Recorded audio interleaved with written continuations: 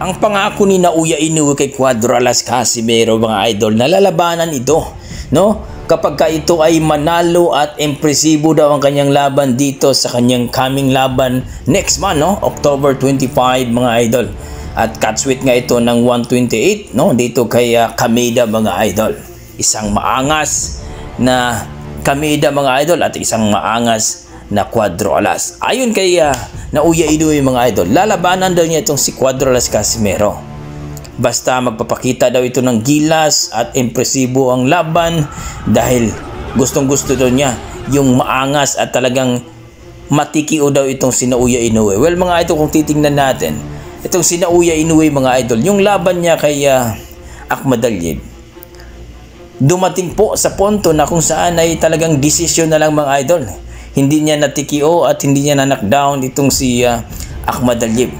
Kaya marami nagsasabi mga idol na itong si Naoya Inoue, sana daw ay hindi na daw niya i-pick news pa itong si